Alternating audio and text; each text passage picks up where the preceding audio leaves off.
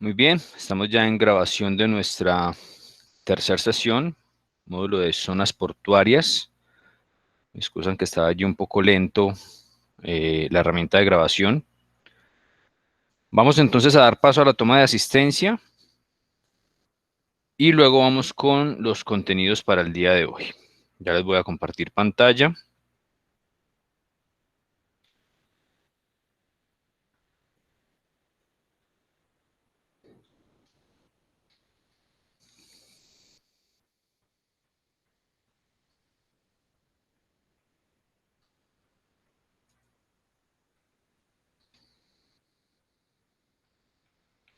Muy bien, ¿me pueden confirmar si estamos viendo allí la pantalla de sistema Odin, por favor? Sí, profe, ya es. Señor. Perfecto, muchas gracias. Vamos entonces con la toma de asistencia. Como siempre les solicito, agradezco su confirmación, ya sea por el audio o por el chat, para que quede la evidencia en grabación. John Wilder Agudelo. Profe, presente.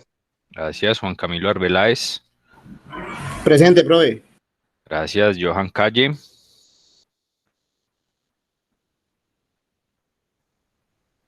Jorge Armando Cardona. Profe, presente. Gracias. Andrés Felipe Castrillón. Presente, profesor. Gracias. Buenas tardes. John Andrés Ceballos. Presente, profe. Buenas noches. Gracias. Ricardo Correa.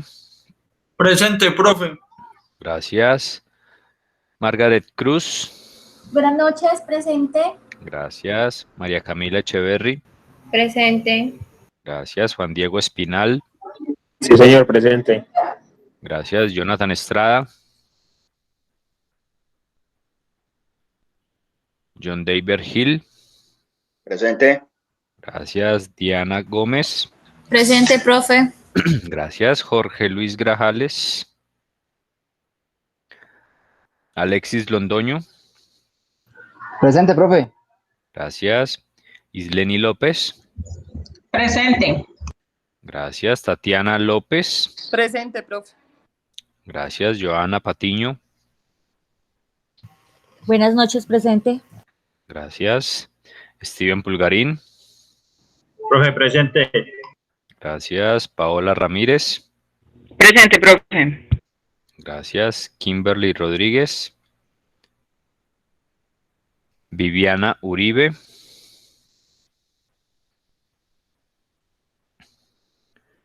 Lina Zuluaga. Presente, profe. Gracias.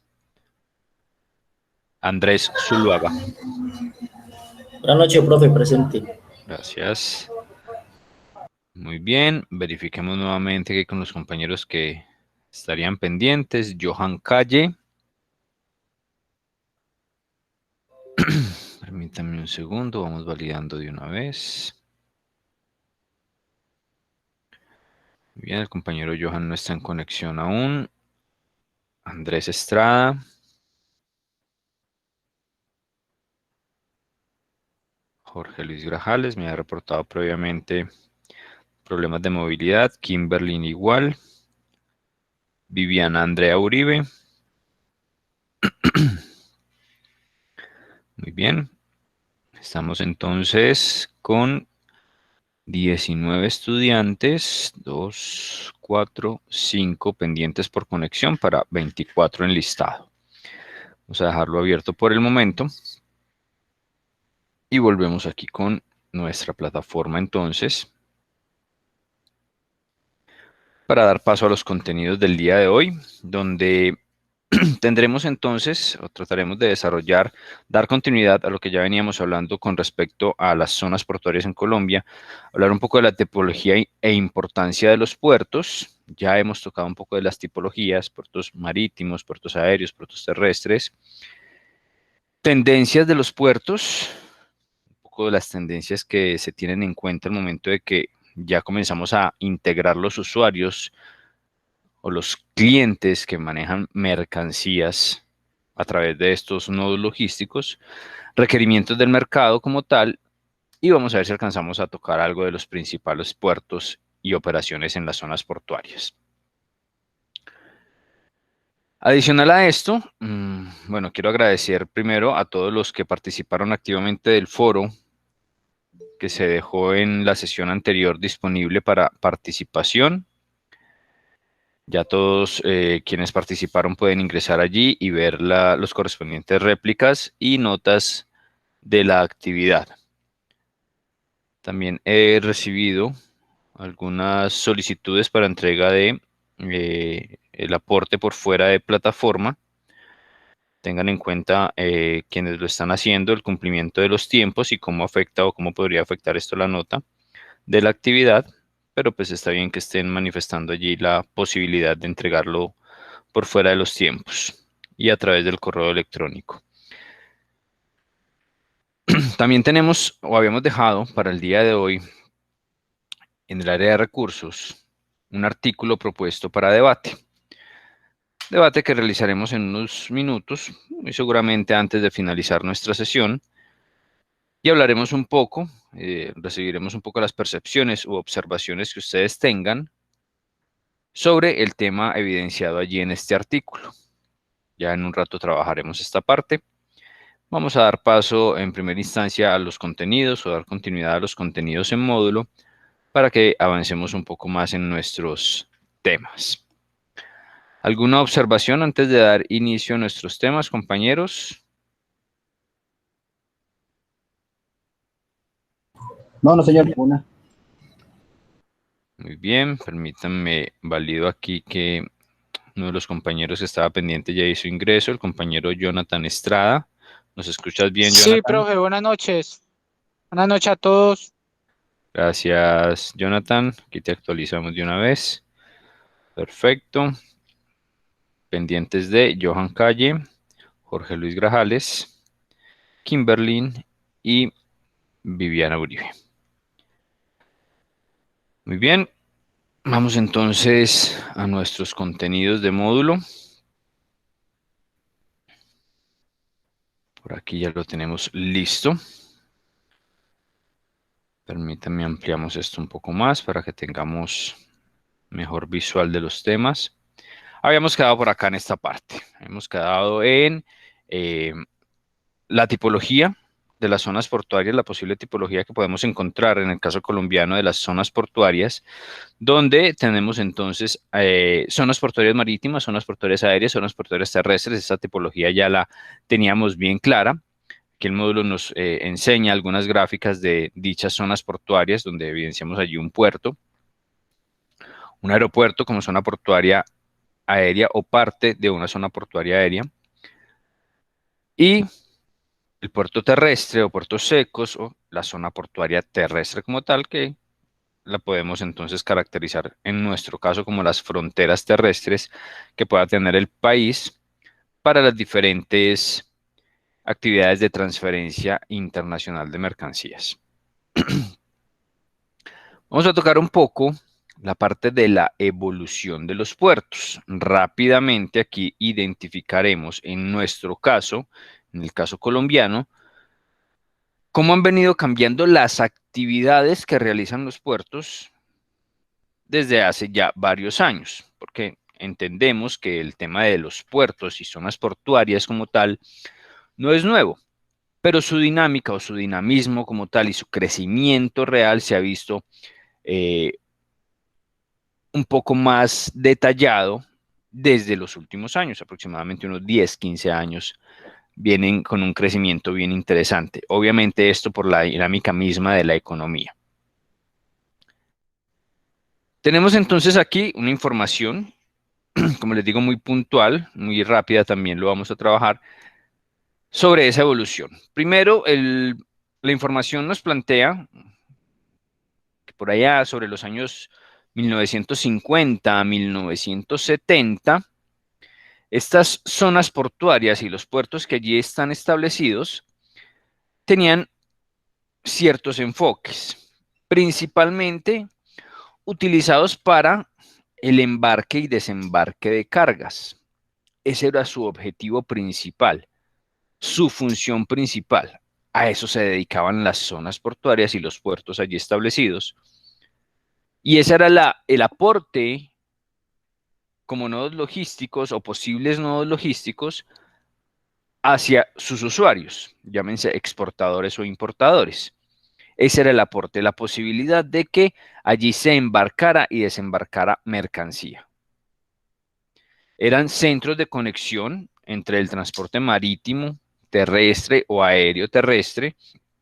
Ya habíamos hablado un poco de la posibilidad de tener siempre incluido dentro de las operaciones de las zonas portuarias y de los mismos puertos, el transporte terrestre, en nuestro caso, porque debe haber esa movilización necesariamente de las mercancías, primero en este tipo de transporte, para luego ser trasladadas a otro tipo de transporte, como el transporte aéreo o el transporte marítimo. Eso en el caso de la exportación. En el caso de la importación, pues primero estaría el transporte internacional, llámese marítimo o aéreo, y luego el traslado al transporte terrestre. No existía una articulación de actividades portuarias que estuvieran ligadas con las necesidades de los clientes. En ese tiempo solamente había una operación como tal establecida, embarque y desembarque de mercancías, no más. No habían actividades adicionales que permitieran generar valor a lo que hoy conocemos como la operación portuaria como tal. No había esa generación de valor y esa competitividad que se esperaba, obviamente, por la dinámica de la economía en ese tiempo y por el trabajo interno que se tenía en diferentes sectores del país en ese tiempo también, donde el enfoque internacional pues era muy poco y eran unos pocos productos los que se trabajaban a nivel internacional. Luego, entre la década de los 70 y los 90, 20 años más, allí ya se comienzan a establecer unas condiciones adicionales para las operaciones que podemos encontrar en los puertos y en las zonas portuarias. Ya además de la posibilidad de ese embarque y desembarque de mercancías, que ya se venía presentando y ese era el objetivo principal de trabajo, se adiciona entonces el servicio de almacenamiento, la posibilidad de tener el servicio de almacenamiento ofrecido a esos usuarios que tenían esa movilización de mercancías.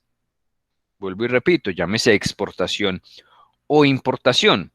En algunos casos los clientes necesitaban almacenar esta mercancía durante un periodo de tiempo no muy extenso para luego ser enviadas al exterior.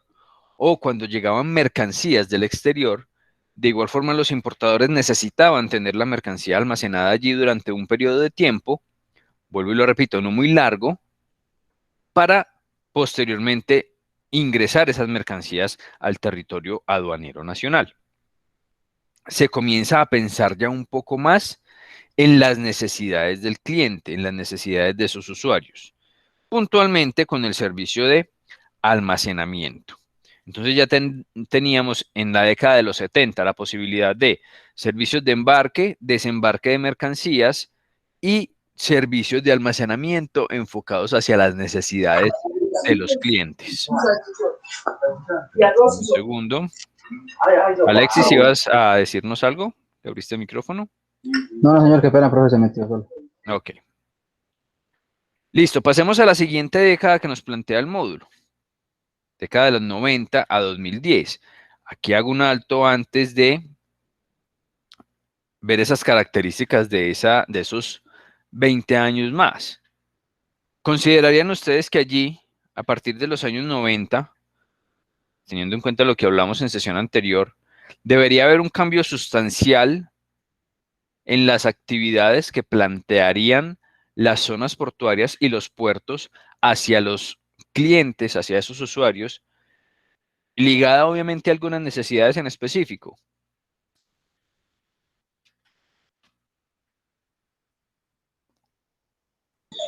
Profe, buenas noches. Sí, buenas noches, compañero. Profe, esos cambios no vendrían siendo como de entrar al mercado internacional y empezar ya a aplicar lo que otras potencias, pues se podría decir, en distribución estaban aplicando para esa época y ir actualizando los puertos lentamente, no pues al golpe, porque de pronto la economía para ese tiempo pues no daba para actualizarlos tan rápidamente, pero sí ir como metiéndole la tecnología y actualizándolos lentamente, sería más así la respuesta, o no sé. Estás bien enfocado, Jonathan, estás muy bien enfocado, porque precisamente, y como lo habíamos tocado ya en la sesión anterior, a partir de los años 90, pues se comienzan a suscitar ciertos cambios importantes en la economía, primero que todo en la economía local. Ya los cambios grandes o los cambios ligados a esa globalización se venían dando desde antes de los años 90, pero puntualmente para nuestro caso, para el caso colombiano, allí es donde se comienzan a implementar condiciones específicas para la mejora de la economía, ligándonos a un posible comercio internacional. Y los puertos, como eh, los principales lugares de movilización de mercancía en torno a ese comercio internacional, pues deberían comenzar a hacer unos cambios importantes. Y allí se presentan precisamente esos cambios. Como tú dices, no de golpe, paulatinamente, paso a paso, se comienzan a ver esos cambios y por eso el aporte que nos entrega aquí el módulo es sobre 20 años de evolución, de crecimiento, de cambios, de aplicaciones, precisamente en pro de esa generación de una economía ligada a un comercio internacional. Entonces los puertos allí y las zonas portuarias, ya a partir de los años 90, comienzan a convertirse en verdaderas plataformas logísticas. Y si hablamos de que se convierten en verdaderas plataformas logísticas o comienzan a integrar ciertas actividades ligadas a la logística, ¿qué otros servicios creen ustedes que podríamos encontrar ya en los puertos? Habíamos visto que en la década de los 70 y los 90, además del embarque y desembarque de cargas, había un servicio de almacenamiento. ¿Qué otros servicios considerarían ustedes que en ese momento podrían haberse comenzado a aplicar para considerarse ya entonces estas zonas como plataformas logísticas?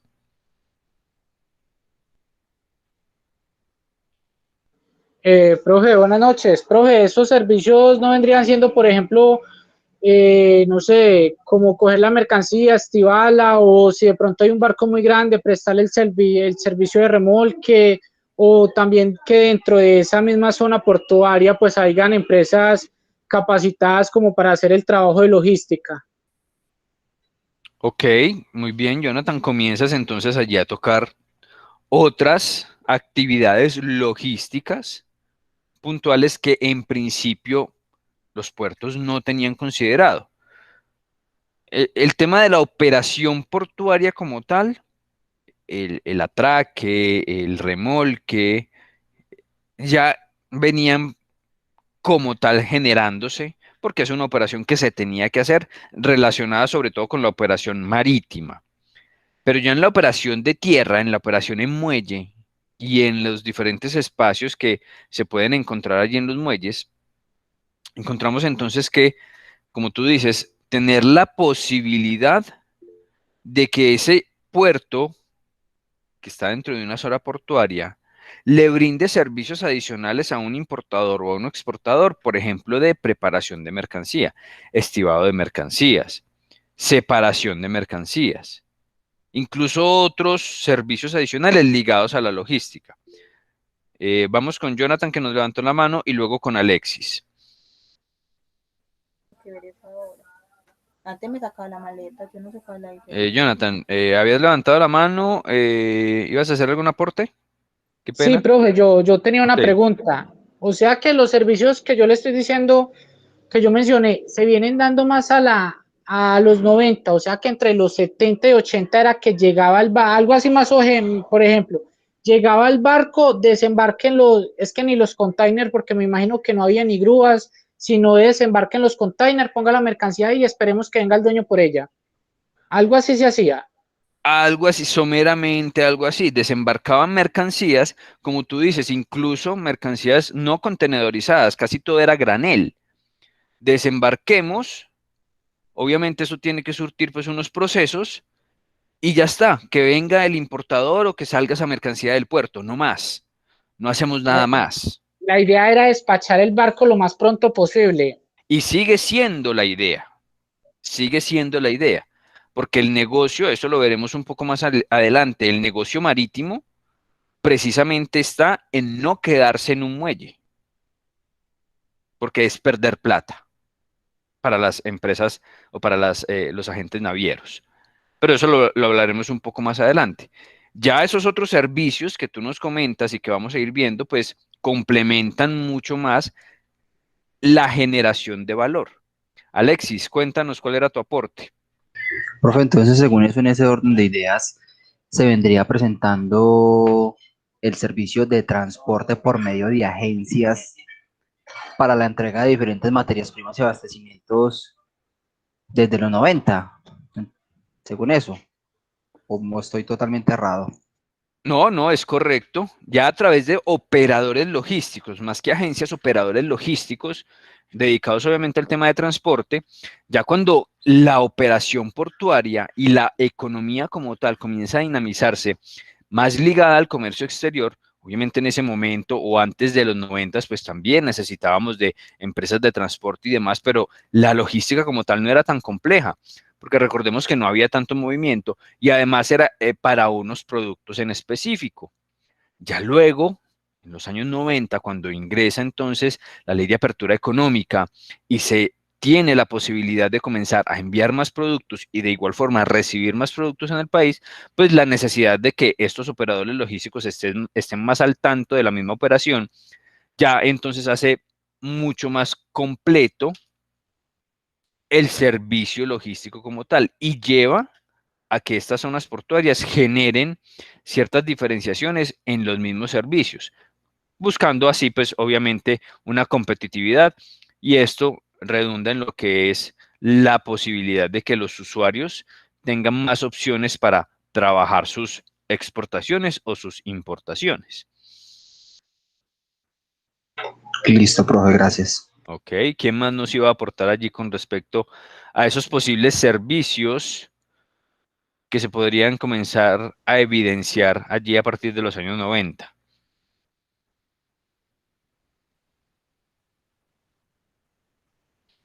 Profe, pero entonces la opción más eficaz era en esos años que cada persona que pedía esas materias primas o bueno, esos materiales, iba la persona dueña por ella hasta allá.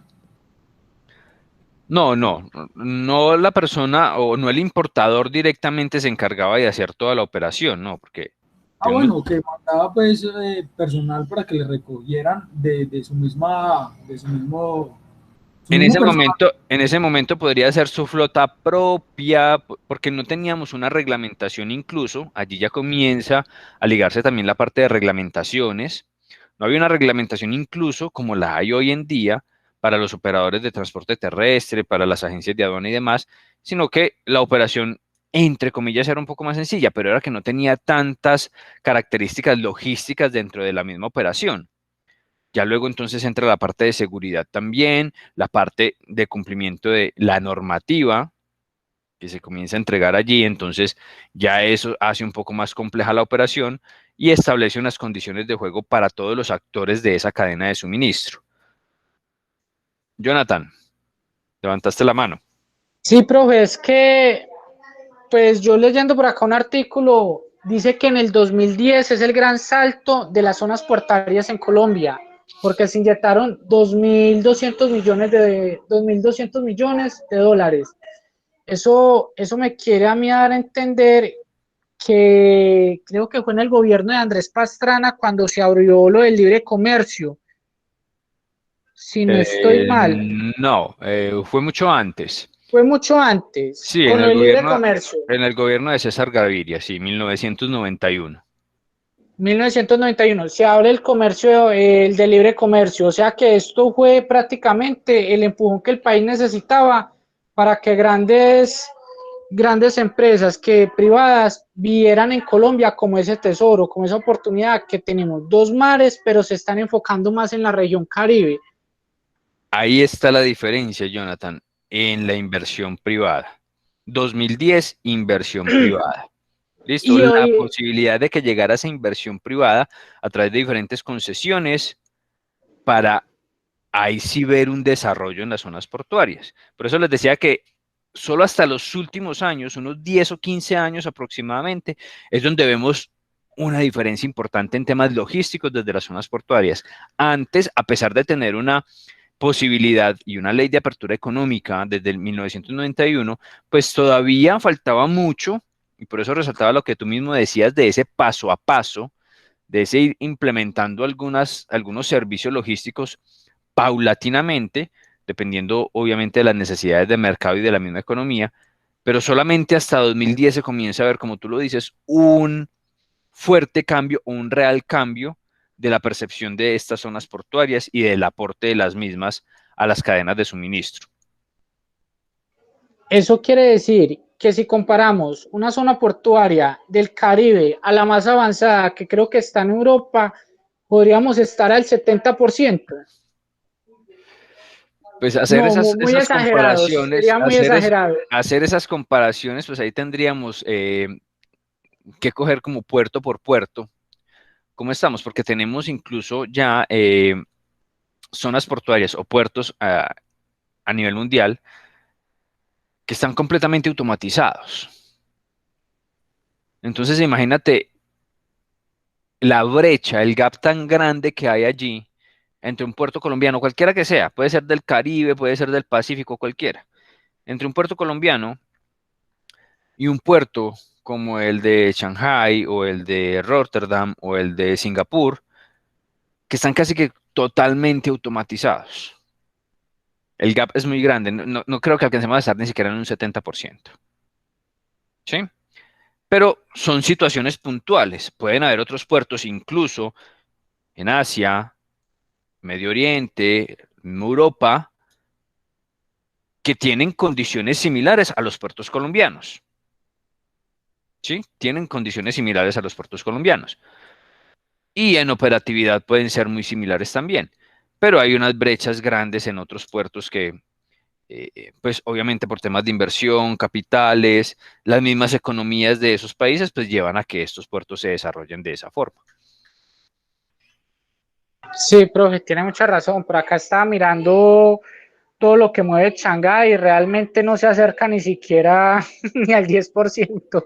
Sí, pero hay que hacer como las comparaciones también muy equitativas. Pues no podemos comparar una economía como la China, donde Shanghái es uno de los puertos principales, y pues entenderemos que China es el proveedor del mundo, y pues no la podemos comparar con Colombia, pues que obviamente la economía y los sectores productivos y demás no tienen punto de comparación en este momento con China, por ejemplo. Miremos entonces,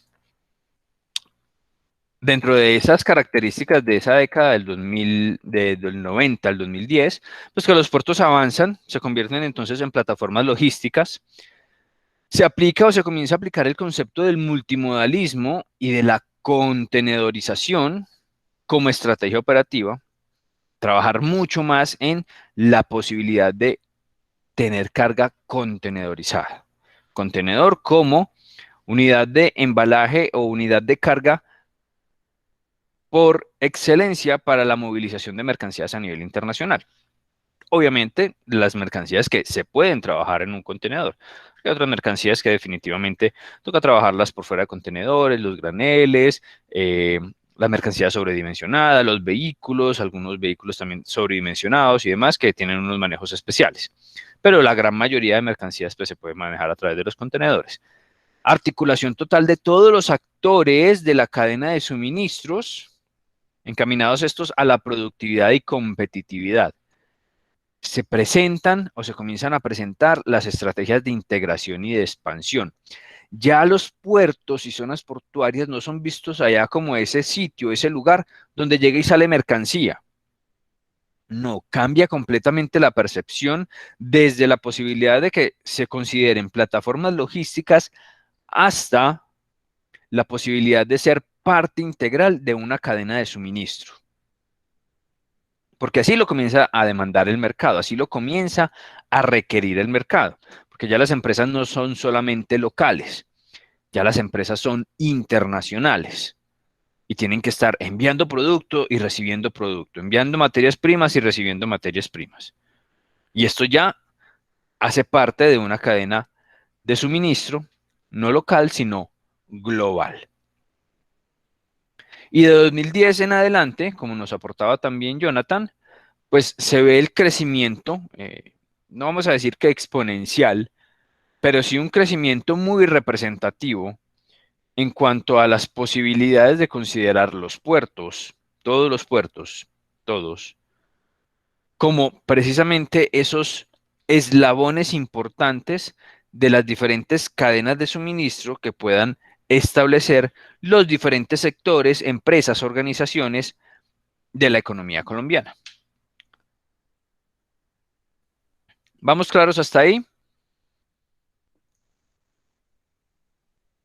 Sí, señor. Sí, profe. Muy bien, perfecto. Como tendencia de los puertos, tendencia puntual de los puertos, no solamente desde ese momento de la apertura económica, sino que constantemente los puertos, las zonas portuarias, marítimas, aéreas o terrestres, deberán tener como tendencia que se consideran entonces como centros rápidos de interfase en el multimodalismo operacional. Y aquí hago énfasis en lo que nos decía también Jonathan, un poco en cuanto a al tiempo que puede tener un buque, por ejemplo, en las zonas portuarias marítimas, en su operación. La tendencia de ser un centro rápido de interfase aplica para cualquiera de las zonas. Hago el ejemplo con la zona portuaria marítima, pero aplica para cualquiera de las zonas. La zona portuaria terrestre, la zona portuaria aérea. Debe ser rápido, debe ser ágil, debe ser eficiente y eficaz, productivo en todas estas operaciones que realizan allí. Porque además de que se está jugando con el tiempo de la operación de sus usuarios, es decir, de los exportadores o de los importadores, se está también jugando con el tiempo que requieren los operadores de transporte en ese multimodalismo, llámese terrestre, aéreo, marítimo, fluvial, férreo, todos estos operadores, ese tiempo que requieren para poder optimizar también su operación. Entonces, lo que nos decía Jonathan, es que el buque llega y tiene que estar el menor tiempo posible. Es correcto. Toda la operación debe estar enfocada en que ese medio de transporte que llega allí a esa zona portuaria esté el menor tiempo posible en operación. Obviamente con todas las condiciones de seguridad, de correcta manipulación, de correcta preparación de todas las mercancías y las movilizaciones que se tengan que hacer, que veremos un poco más adelante esas operaciones que se realizan, pero debe ser completamente rápido y ágil.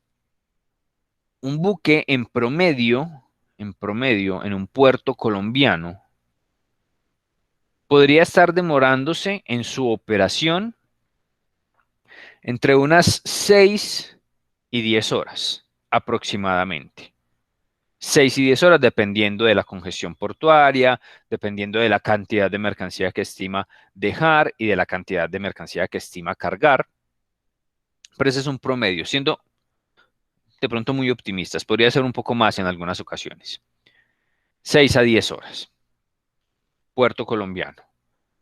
Puertos como Rotterdam, puertos como China, Shanghai, y Ningbo, Singapur, puerto de Singapur, algunos puertos en el Medio Oriente, algunos puertos en la India. Promedio de operación de 3, máximo 5 horas. De 3 a 5 horas. Y buques de considerable extensión. Estamos hablando de buques de aproximadamente 12.000 teus, 14.000 teus, donde se evidenciaría una operación bastante interesante. Pregunto, ¿sabemos qué es un TEU? Profe, la verdad no personal, no, yo no sé. No, señor. Listo, ¿alguien familiarizado con ese concepto? No, profe. Ninguno lo ha escuchado por ahí en otros módulos No, profe. Jonathan. Profe, buenas noches. Creo que tiene que ver algo relacionado como con la carga. No me acuerdo muy bien, profe. Sé que es del transporte marítimo, pero no estoy muy bien si es con la carga de contenedores o con el peso de la carga de los contenedores. La verdad, no estoy muy bien enfocado. Dale, estás cerca, estás cerca. Andrés, ¿nos ibas a hablar? Castrillón. No me recuerdo algo que escuché, creo que es una unidad de medida referente a lo que Jonathan habla, creo, si no estoy mal. Ok, Andrés, ahí complementas entonces un poco lo que Jonathan nos estaba diciendo. Jonathan nos decía algo que tiene que ver allí con el tema de las cargas, de los contenedores y demás. Andrés nos complementa una unidad de medida nuevamente relacionada con los contenedores. Efectivamente, el TEU, T de tetero, E de enano, U de unión, TEU es la unidad de medida para los contenedores. Un TEU es un contenedor de 20 pies, contenedor pequeño. Eso es un TEU. 2 TEUs sería un contenedor de 40 pies, que también se le llama FEU, F-E-U. Puede ser un TEU, contenedor de 20 pies, 2 TEUs o FEU, un FEU, contenedor de 40 pies. Eso sí lo había escuchado, profe. El FEU. El feo, pero no el teo. Pero el feo. Sí, el feo. El feo. El FEU sí lo habías escuchado. Sí, profe. Ok, bueno. Esas son las unidades de medida y cuando nos hablan allí de las capacidades de los buques o de las motonaves, generalmente vamos a escuchar eso.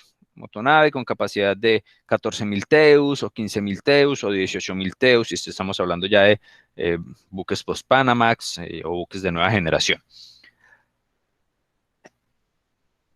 Volvemos al tema de los tiempos. Esos tiempos entonces determinan o están ligados a esa tendencia que deben de tener los puertos y las zonas portuarias, en el caso de la parte marítima, de igual forma en el caso de la parte aérea, las aeronaves, si son cargueras, pues con mayor razón, que están destinadas a la movilización solo y exclusivamente de carga, pues de igual forma tienen que llegar a hacer su operación lo más pronto posible para luego estar cargando nuevamente la mercancía y estar saliendo otra vez a ejecutar una ruta de transporte. De igual forma en el tránsito marítimo, de igual forma en el tránsito terrestre. La operación debe ser muy ágil, muy rápida, pero además muy segura.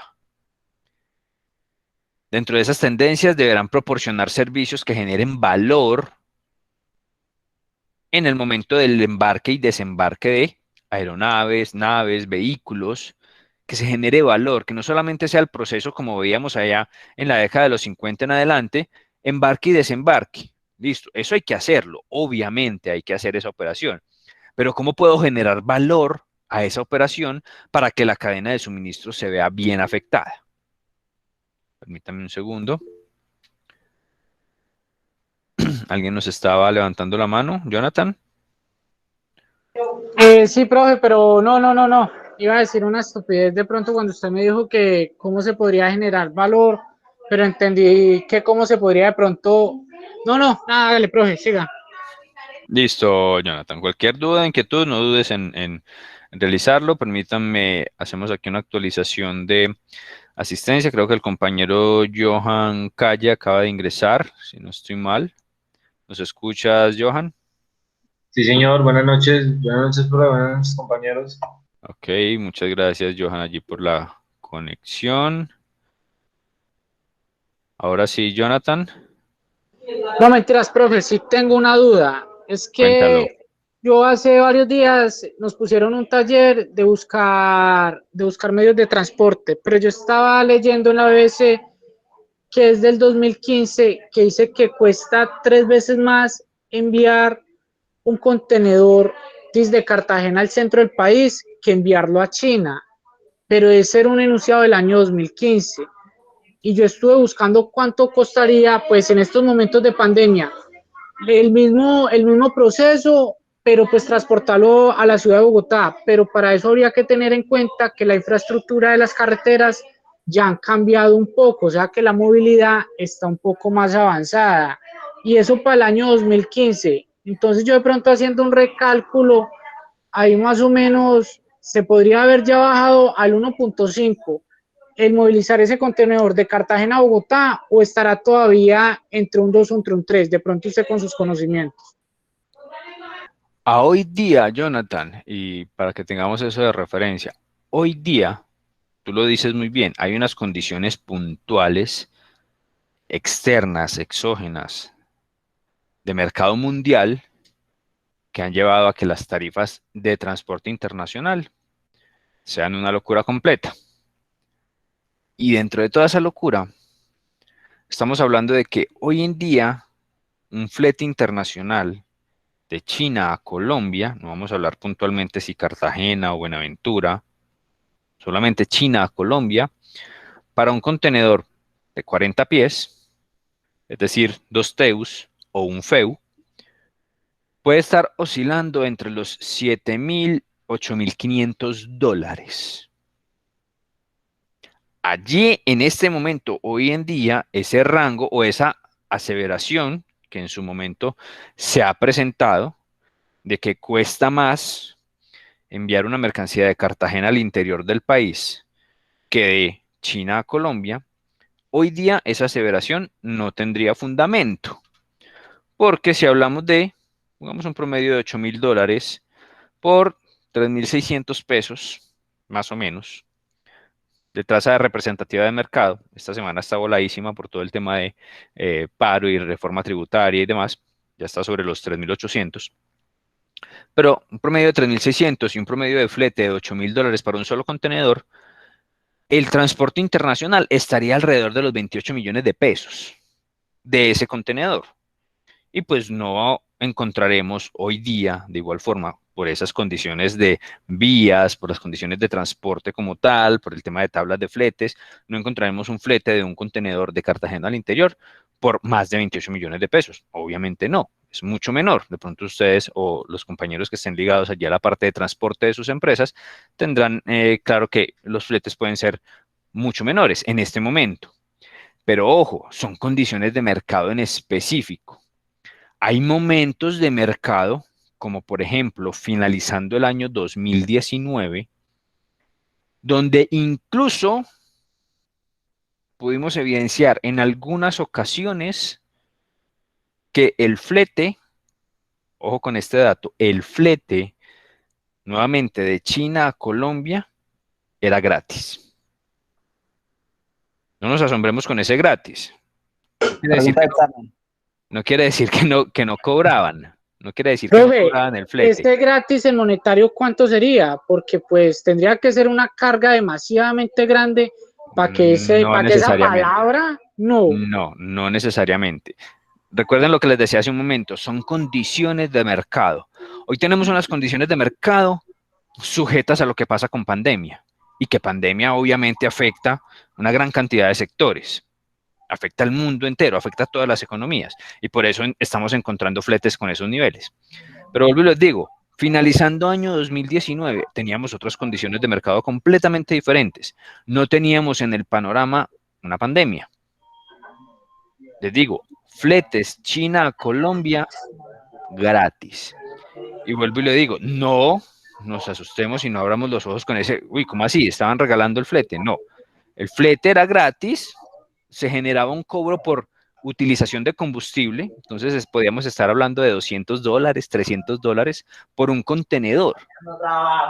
200, $300 por un contenedor en la misma ruta. Miren la diferencia tan abismal.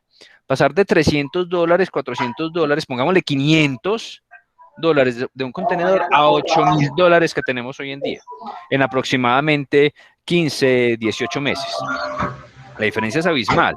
Y ahí en ese momento, cuando nos cobraban $500 por un contenedor, ahí sí podíamos hacer esa aseveración y decir, es que nos cuesta mucho más un transporte interno que un transporte externo o un transporte internacional.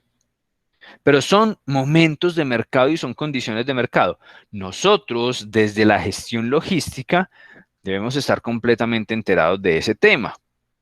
Y si estamos ligados a una gestión logística de tipo internacional o con afectaciones en el tema de exportaciones e importaciones, con mayor razón aún. Profe, sería un movimiento arriesgado, de pronto para un país como Colombia, pero para China sería muy entendible porque sería sacar la mercancía que ellos tienen retenida del país con tal de que llegue a los otros países y ellos haciéndose cargo del flete. Es como lo que yo entendí. No tanto que los proveedores se hagan cargo del flete. Si hay una condición puntual de excesos de mercancías, eso es claro. Eso es claro. Las empresas en ese momento, las fábricas estaban produciendo al máximo y había una gran cantidad de mercancía para despachar. Lo que genera entonces para las empresas que hacen los transportes, las agencias navieras, genera entonces un exceso o un excedente de producto, en este caso contenedorizado, para transportarse. Es decir, que pueden optimizar sus fletes. Es como cuando tenemos un vehículo en una distribución local, donde el vehículo o el propietario del vehículo o el operador de transporte sabe que una empresa X genera una gran cantidad de mercancía y que yo voy a poder optimizar mis movimientos con esa gran cantidad de mercancía. Operador de transporte, entonces, ¿qué hace? Ofrece fletes más económicos para generar más movimientos porque allá siempre tengo mercancía.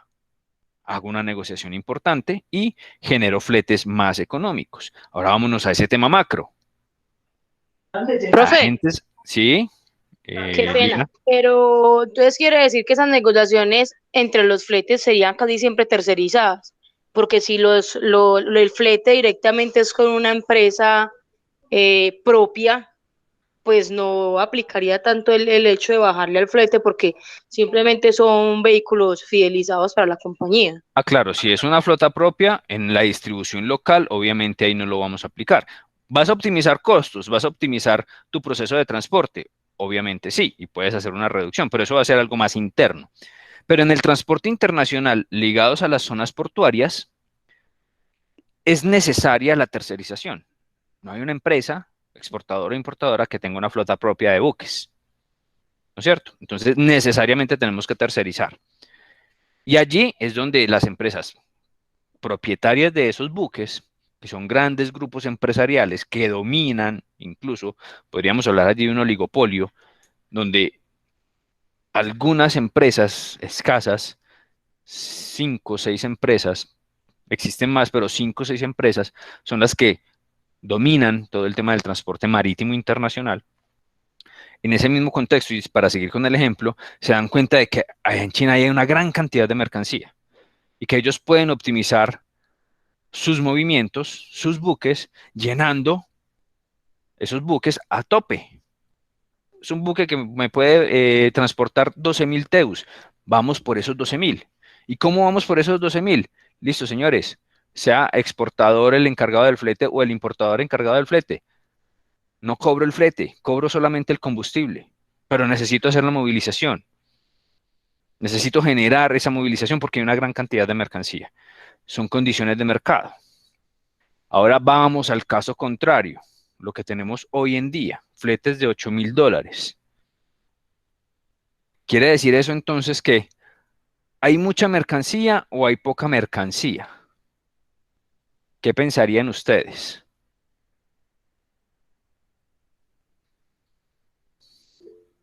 Jonathan. Profe, no sería más bien que hay mucha mercancía, sino que está represada por tantas restricciones y que el mundo apenas está actualizando a esta pandemia o no ha tomado todavía como las medidas necesarias para que el personal o todo el mundo no se pueda contagiar. Ok.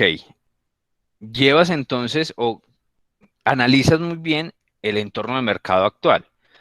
Fácilmente alguien me podría decir, ah, no, pues si en el entorno anterior había mucha mercancía, bajos fletes, pues entonces ahora como los fletes están altos, hay poca mercancía. No necesariamente. Y como tú lo dices, hay otras condiciones más allá de la cantidad de mercancía que se pueda tener. Y es que puede haber mucha mercancía igual, pero está represada. Y hay unas condiciones en específico. Entonces, ¿qué hacen estas empresas que, vuelvo y lo repito, dominan todo el tema del transporte internacional? Aprovechemos coyuntura. Los exportadores o los importadores tienen que pagar sí o sí el flete porque esa mercancía tiene que moverse. Hay escasez en algunos mercados, allá hay gran cantidad de mercancía esperando salir y las empresas están esperando que salga para seguir produciendo y si no salen entonces no puedo producir. Entonces, ¿qué tiene que hacer una empresa exportadora e importadora? Pagar el flete. ¿A cómo lo están cobrando? 10 veces más. Me toca pagarlo. Alexis. Profe, por eso es que muchas veces se presenta de que, digamos, uno compra algo por Mercado Libre, un ejemplo, y se demora como 1 o 2 meses en llegar porque esperan a que se acumulen como tal entonces las mercancías para despacharlas. Porque pues lo digo porque me pasó un mes esperando un producto y que compré y mejor dicho, qué calvario. Te pasó lo del meme de Wish. Sí, señor. Más o menos. Pero sí te llegó lo que era. Sí, sí, claro, pero se demoró 2 meses. Entonces, la Ok. pregunta mía es, ¿se esperan que se acumule todo ese tipo de mercancías para enviarla y ahorrar ahí o...? Ahí hay un poco de todo en esa operación logística. Uno, tema de optimización de fletes. Claro, Mercado Libre, vendemos a todo el mundo. Y desde todo el mundo para todo el mundo. Y si te ofrecen un flete en esa compra que tú estás haciendo, con unas condiciones X en específico, en algunos casos hemos encontrado que no nos cobran el flete, por ejemplo, es porque hay unas condiciones logísticas detrás de eso. Para poderte ofrecer ese flete y mantenértelo, deben cumplirse unas condiciones logísticas. Posiblemente una de ellas sea tener cierta cantidad de mercancía para poderla despachar. Encontrar el flete correcto o el oferente de flete correcto para poder optimizar el costo que te di o el precio que te di en esa negociación que se hizo hace 10, hace 20, hace 30, hace 45 o hace 60 días. Pero ya se hizo. Y eso es lo que te colocan ahí en las condiciones del negocio o de la compra como tal, que a veces pasamos por alto. Steven. Profe, entonces, para valorar el flete, depende, pues, obviamente, de las distancias y influyes el operador logístico, digamos, cualquier operador logístico puede conseguir un mejor precio o todo viene como estandarizado. No, ahí hay un tema de negociaciones y de economías de escala, Steven. Además de las rutas, obviamente, como tú lo planteas, de las distancias que necesariamente influyen en un flete, así como localmente lo encontramos en una distribución pues, terrestre local, internacional es igual. Están las distancias y luego están las condiciones de carga, luego están las condiciones de mercado y ahí se hacen unas negociaciones. Encontramos, por ejemplo, grandes empresas, grandes importadores, por ejemplo, en el caso colombiano, donde los niveles de importación, por ejemplo, son de, puedo decirte, no sé, 100, 150 contenedores al mes. Hazte una cuenta al año, ¿sí? Entonces allí hay un volumen interesante de mercancía, donde un agente naviero, una de estas grandes empresas, pues le dice a ese importador, venga, usted tiene aproximadamente un volumen de 150, 200 contenedores mes que me sirven a mí para optimizar el transporte. Yo entonces entro a ofrecerle estas tarifas diferenciadas, usted no las va a encontrar en el mercado porque estoy siendo exclusivo para usted, le estoy dando los espacios en mis buques, se los voy a asegurar y toda la mercancía que usted mueva en X ruta, toquemos nuevamente la ruta asiática porque pues es la más común para nuestro caso, en esa ruta desde China, cualquier puerto de China hacia Buenaventura, yo le ofrezco a usted por contenedor de 40 pies, $1,000, por decirte cualquier cifra. Y esa misma empresa va y consulta en el mercado normalmente, ¿cómo está? ¿Cuánto me vale un flete de China a Buenaventura? Actualmente hoy un contenedor de 40 pies, vale $2,500. Pero no se están teniendo en cuenta todas las condiciones de mercado como tal. Si esa misma empresa va y le dice al otro, a la competencia, veas que yo tengo 200 contenedores mes, tengo estas rutas, muy seguramente esa otra empresa va a querer igualar o muy seguramente mejorar esas tarifas y se vuelve un juego de negociación, independiente de las condiciones de cómo esté el mercado actualmente, porque ellos necesitan asegurar unos volúmenes para movilización de carga. Jonathan.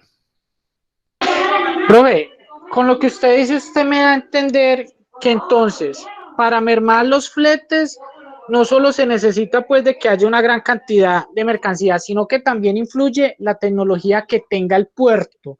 Es decir, que si Colombia alcanza un tema pues de automatización un poco más alto del que tiene ahorita, podríamos bajar los fletes a comparación de otros países, por ejemplo, creo que es Bolivia, que no tiene zona marítima. O sea que los fletes de este país deben de estar por las nubes, no sé cómo estarán, pero al no tener ese puerto marítimo y al no contar con la tecnología, y si Colombia avanza en este punto, que sería la tecnología portuaria y automatizar más los temas, podríamos bajar más los fletes, pero no los fletes nacionales, sino los internacionales. Ojo, no los fletes, los costos de operación portuaria. Eso, profe, qué pena, se me fue la palabra, los costos. Listo. Los costos de operación portuaria, ahí sí, claro, se ven directamente afectados. Los fletes no, porque es un tema externo, no es directamente de los puertos. Los puertos prestan un servicio a aquellos que hacen la operación de transporte internacional, y ahí están los fletes. Pero los costos de operación sí que se podrían bajar teniendo aplicada la automatización o más tecnologías, que ya se viene haciendo, que hay muchos avances en eso, y por eso han bajado considerablemente los costos y se han optimizado bastante las operaciones. Vamos a retomar aquí al módulo. Este tema es bastante apasionante y sé que de pronto a ustedes les interesa, pero debemos ceñirnos un poco aquí a los contenidos, y de aquí vamos haciendo pues esos paréntesis tan importantes en cuanto al tema de conocimiento un poco relacionado con toda la parte portuaria. Para complementar entonces esa tendencia de los puertos, que obviamente está ligado con todo lo que estamos hablando de fletes, de optimizaciones, de tiempos y demás, distancias, pues ser centros rápidos de interfase en ese multimodalismo operacional, todos los tipos de transporte que allí influyan debe tener operación muy eficiente, muy rápida, proporcionar servicios que generen valor, que generen ventajas competitivas, y además que estos puertos o estas zonas portuarias se vuelvan integradores logísticos, es decir, que cada vez más le entreguen al mercado como tal, al mercado local, al mercado mundial, diferentes opciones para ser competitivos, para ser productivos. Entonces ya no bastarán los servicios de almacenamiento, los servicios de embarque y desembarque, los servicios de preparación de mercancías, sino que tenemos que tener más servicios. Posibilidad de distribución desde puertos, posibilidad de producción en puertos, posibilidad de, no sé, gestión de inventarios y almacenes en los mismos puertos. Ir creciendo en esa parte, ser unos nodos logísticos realmente integradores de toda la cadena de suministro. ¿Qué requerimientos normalmente encontramos por parte de los clientes, por parte de ese mercado, de esos usuarios, hacia los puertos y hacia todos los intervinientes o todos esos actores que están allí dentro de los puertos? Las navieras o las aerolíneas o las empresas de transporte terrestre que gestionan logística, que gestionan actividades logísticas, que hacen parte de esa cadena de suministro y están allí en esas zonas portuarias, en esos puertos, haciendo toda esta operación. Requieren entonces de esos mismos puertos que, primero, tengan una ubicación geográfica próxima a los mercados. Aquí hago una observación, o hago una pregunta más bien. ¿Consideran ustedes que los puertos colombianos están cerca o están próximos a sus diferentes mercados o a sus diferentes sectores? Jonathan. No, profe, debieron de realmente no de mover los puertos, sino los sectores un poco más cerca de los puertos. Pues es como lo que yo escuché de un profesor. Ok, ¿quién más allí podría aportar? Ya vamos a hacer como una síntesis de los aportes. Jonathan, nos dicen, los mercados deberían estar más cerca de los puertos. Profe, Lina. para mí no afectaría el hecho de que para eso se tiene transporte terrestre. Entonces, digamos, por más lejos que se encuentre el puerto, la utilización del transporte terrestre sería como el secundario para llegar directamente hasta los puntos de entrega. Listo. Ya vamos a tocar ese tema también. Alexis, ¿no levantó la mano? Profe, pues yo iba a decir algo parecido a lo que dijo la compañera Lina. La verdad, en parte no afectaría mucho, puesto a que la ubicación geográfica de los puertos es, es como muy central, por así decirlo. De cierto modo, no se pueden, digamos, ni acercar ni alejar diferentes, digamos, puntos de recepción de mercancía más cerca de los puertos. ¿Por qué? Porque muchos, digamos, a nivel geográfico, empresas o bueno, donde uno vaya a realizar entrega, no se prestan como tal por la ubicación, la tierra, el clima. Por ejemplo, digamos, usted va a recibir producto a granel, pensaría yo, sería un poco complejo en recibirlo o ubicar una empresa en donde llueva constantemente, pues pienso yo, profe, ese tipo de cosas. Y en cuanto a lo del transporte por tierra, no sería problema alguno, profe. Listo, vamos con Steven, creo que nos levantó la mano, y luego volvemos con Lina, que nos está levantando nuevamente la mano. Steven, ¿ibas a aportar, sí? Sí, profe, no. Ya como hablando en sí de los puertos, como que en el país no se explotan como deberían. Digamos que así sea, digamos, los de la costa Caribe son como los más tecnológicos. Igual el país siempre busca como maneras de poder invertir fondos en vez de ya desarrollar los que ya existen. Por ejemplo, ese proyecto de Tribugá, profe, Sí. es simplemente la solución para el Pacífico, pero por obvio, pues se olvidan de Tumaco y de Buenaventura, que deberían como tener la atención en vez de estar mirando para dónde tiran otros recursos. Muy bien, ya vamos con ese aporte también. Lina nos había levantado la mano. Sí, profe, lo que pasa es que yo yendo un poquito más allá es como llegar al punto de desligar ciertas zonas del país. Es decir, como el puerto queda cerca a Cartagena, entonces solamente vamos a llegar a esos lugares cerca de Cartagena, ¿cierto? Un ejemplo, en donde yo trabajo se tienen zonas donde nada más cabe un vehículo de ida, es decir, si usted va de aquí para allá y viene otro, toca mirar quién retrocede para poder ingresar. Entonces prácticamente llegar al punto de limitar la entrega o el comercio de la mercancía por el simple hecho de que debe estar cerca al puerto. Ok, me permito leer por aquí a John Wilder, que nos había hecho un aporte en el chat, donde nos dice que igual para él no afectaría porque se cuentan con los servicios de transporte terrestre, y además esto es un punto de generación de empleo importante. Muy bien, John, por ese aporte. Vamos con Jonathan nuevamente. Hacemos aquí una síntesis de estos aportes. Jonathan. No, profe, yo reforzando como lo que dije, pues yo trataba más o menos como de, pues lógico, pues de llevar la mercancía de tierra pues a distribuirla por el país, pues sería un poco más fácil, pero yo me refería era como a las zonas industriales, acercarlas un poco más al puerto para que las materias primas que entraban de afuera del país estuvieran un poco más cerca. Listo. Ese era el complemento que necesitábamos, o que les iba a aportar yo aquí. Permítanme un segundo, que tenemos ya a la compañera Kimberly en conexión. Gracias, Kimberly, por reportar. Ya te actualizamos aquí. Solamente tenemos entonces novedades con Jorge Luis, que ya lo había reportado previamente, la compañera Viviana Andrea Uribe, que no está en conexión.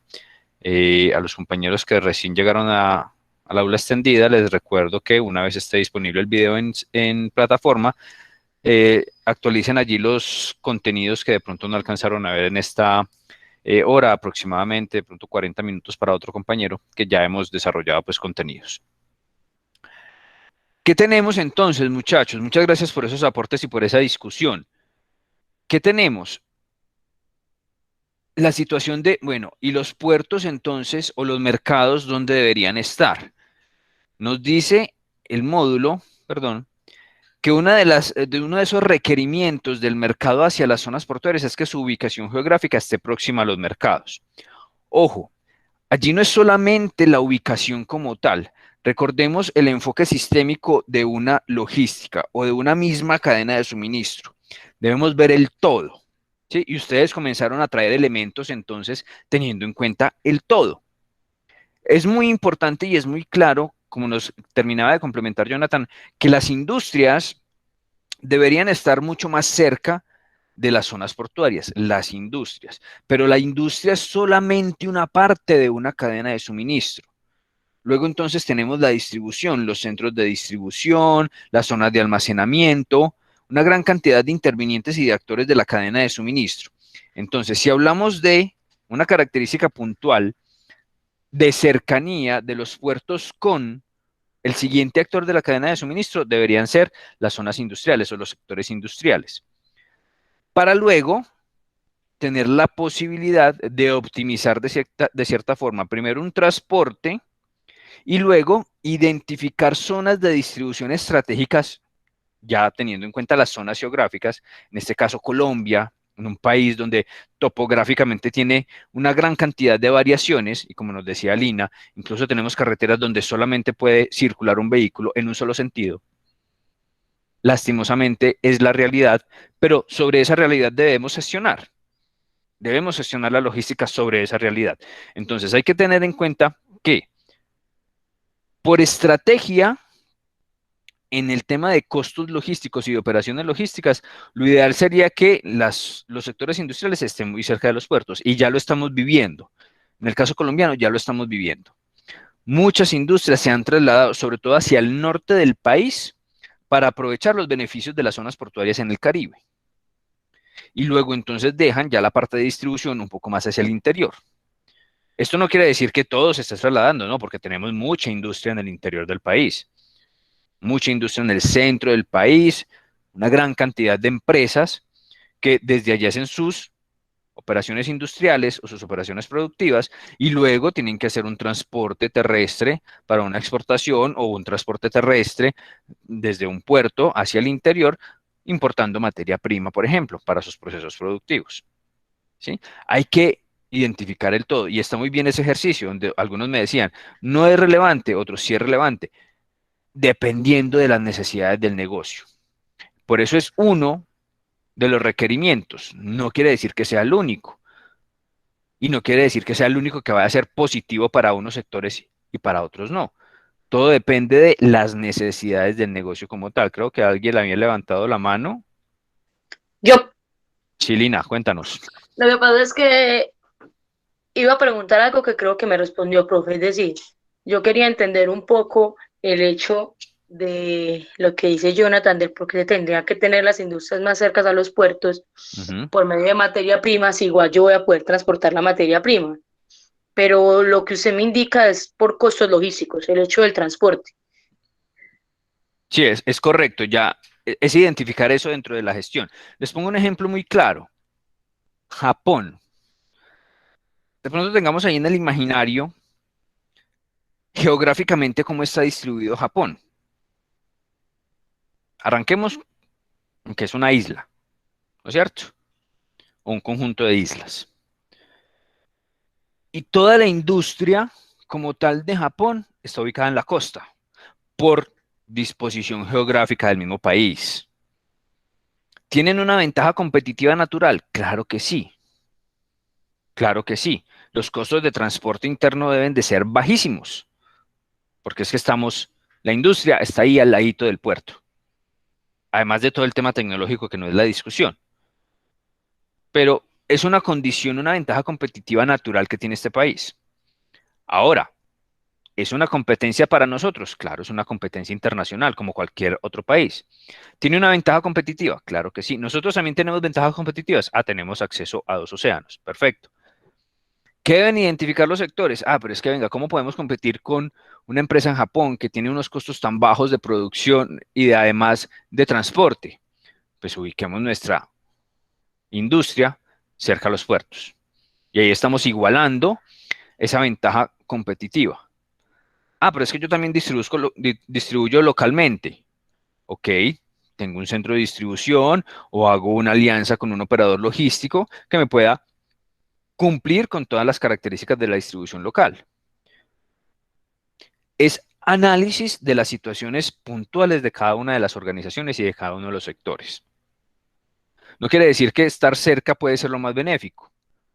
Para alguna industria puede que no sea así. Para alguna industria puede que su enfoque principal es la distribución local, pero importa materia prima.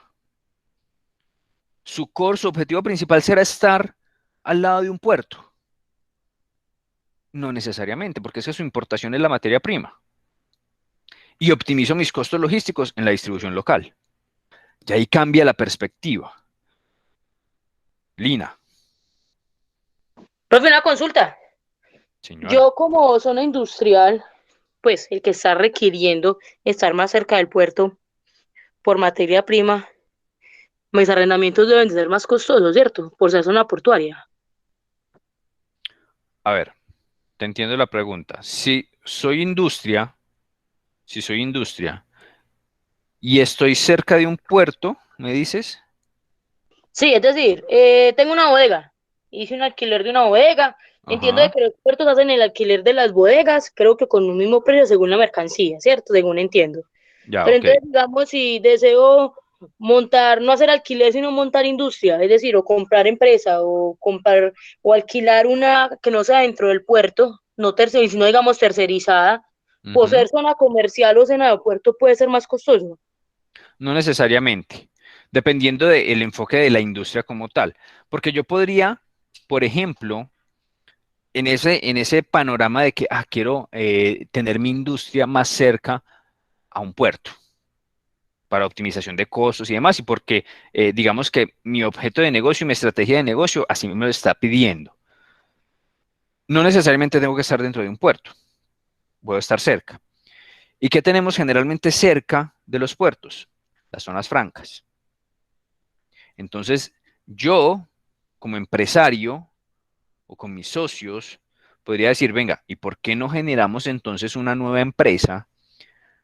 Aprovechamos una herramienta como lo es una zona franca, donde puedo tener usuarios industriales, y allí hacemos todo el tema productivo. Y tengo reducción de impuesto de renta. Tengo posibilidad de traer materias primas sin pago de aranceles. Tengo posibilidad de almacenamiento indefinido dentro de la zona franca. Estoy cerca del puerto y de allí puedo comenzar a hacer todo el tema de distribución a nivel nacional e incluso tener un tema de centro de distribución alterno al interior del país. Claro, es que es eso, jefe. Yo creo que si vamos a empezar a creer un poquito en lo que en la tecnología que nos hablaba usted de la clase anterior del, del artículo, si queremos empezar a creer que realmente se puede implementar eso, como yo lo dije, pues en el foro, deberíamos de pensar en grande, ¿cierto? Entonces los grandes empresarios deberían de pensar, bueno, y toda la mercancía que va a llegar, el transportador o la empresa X va a tener como transportarla el mismo día. No, listo, entonces hagamos el alquiler de los espacios, el alquiler de las bodegas, el alquiler de las cavas, como para pensar en utilidad y generar un EBITDA mensual, ¿cierto? Entonces yo creo que por ahí va más enfocado el hecho de que las tecnologías puedan llegar a los puertos. Es como otro modo muy grande de adquirir plata. Y no solamente a los puertos, a todo lo que tenga que ver con la cadena de suministro, sino que debemos tener el panorama y la mente un poco más abierta hacia todas las herramientas que tenemos actualmente en una cadena de suministro, o más puntualmente en la cadena de suministro en Colombia. Ricardo, cuéntanos. Trayendo pues como a relación lo que usted hablaba ahora de Japón y su industria, yo creo que Colombia está muy retrasado en el sentido de que a Colombia le hace falta como esa parte férrea para poder transportar más desde la industria o zonas francas hacia los puertos, porque si es bien sabido, lo podemos mover por camiones, ¿cierto? Pero si lo movemos por tren sale más económico y se puede enviar más volumen de mercancía. Entonces yo digo que Colombia peca por esa parte. Desafortunadamente, pues geográficamente también el país no da para tirar muchas vías de tren, pero sí pienso que se puede mejorar esa parte, por ejemplo, con la zona franca de acá de la Tebaida o la zona franca pues que hay por Pereira. Sí, hay diferentes proyectos ya, Ricardo, muchas gracias por ese aporte y que va enfocado a ese multimodalismo que también está ligado a lo que son las zonas portuarias y a la necesidad de tener la aplicación de ese multimodalismo, no solamente la parte férrea, sino también la parte fluvial, optimizar el tema de vías terrestres, hablar un poco más de vías 4G, vías de última generación que necesitamos obviamente en el país y que permitirán entonces que, aunado todo esto e identificado todo esto, todas estas condiciones para una operación o para una cadena de suministro, pues las organizaciones tomen las decisiones. Bueno, no necesariamente tengo que estar cerca del puerto, puedo estar en otra parte donde estratégicamente estoy bien ubicado y además tengo acceso a vías fluviales, a vías férreas, a vías terrestres. Y puedo optimizar todo ese ejercicio en el tema de la distribución logística, ya sea hacia una distribución física internacional, donde vamos a incluir a las zonas portuarias, o ya sea hacia una distribución local, donde tenemos otras herramientas puntuales también para explotar en esa operación. Muchas gracias, Ricardo, por ese aporte. Vamos a finalizar aquí con los requerimientos. Vamos con Jonathan antes de finalizar. Son los requerimientos para dar paso al debate del artículo. Cuéntanos, Jonathan.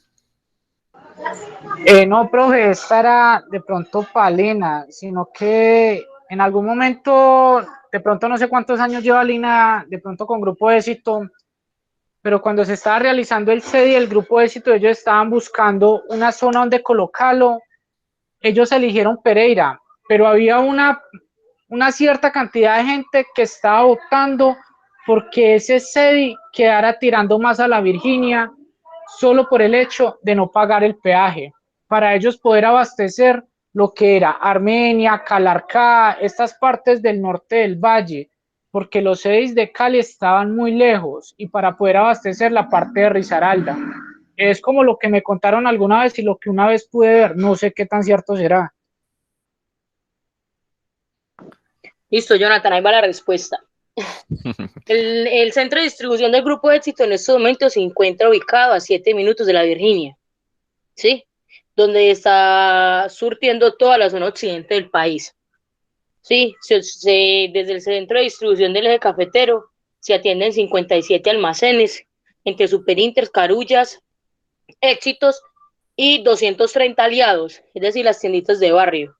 Se hizo uno por la zona, ¿cierto? Porque la mayoría de la zona que tenemos ahí es zona franca, y aparte de eso quedamos cerca a lo que es algunos tipos de materia prima de industria. Un ejemplo, Hyundai. Hyundai era un proveedor que entregaba directamente la mercancía en la ciudad de Medellín, y ya de Medellín enviaban la mercancía para el resto de los centros de distribución, ¿cierto? Ya ¿qué se hace hoy? Hyundai entrega directamente en Pereira y nos ahorramos el flete y el proceso para que la mercancía vaya hasta Medellín y de ahí se retorne hasta Pereira. Entonces esa fue una forma. Dos, lo del ahorro del peaje, no tanto, porque incluso para ir a Cartago debemos de pagar el peaje. Entonces no aplicó por ese lado. Y tercero, tenemos muchos proveedores que utilizan la parte de abajo porque no solamente entregan en Éxito, también entregan en la zona franca que tenemos cerca de la Virginia. Ese centro de distribución fue abierto en agosto del 2018. Muy bien. Dejé que se planteara este panorama o esta pequeña discusión allí, estos pequeños aportes, para que logremos identificar todos, ¿sí?, cómo diferentes condiciones logísticas, no solamente ligadas a la zona portuaria, aquí no estamos hablando de zona portuaria, estamos hablando de un centro de distribución que se identificó en cierto momento con unas características, unas necesidades, y que el mismo entorno, como nos dice Lina, comienza a ajustarse a ese negocio. ¿Por qué? Porque es una economía que puede mover la organización a la que yo estoy representando, ¿sí? Y se pueden generar estrategias puntuales. Nos da el caso de Hyundai, del tema de esta gente de los televisores y de los electrodomésticos pequeños y algunas líneas puntuales allí en refrigeración y demás. Negocio específico, una plataforma tan importante como es Almacenes Éxito, y que ya no tengo que hacer una distribución tan amplia o tan costosa, entre comillas, de enviar producto hasta un centro de distribución en Medellín para que luego sea incluso otra vez traído hasta la zona. Ya no, ya cambia la estrategia, cambia la forma de distribución, optimizo costos y seguramente las estrategias y negociaciones comenzarán a cambiar. Y eso es lo que vamos identificando. En esa dinámica se comienza a trabajar en la logística.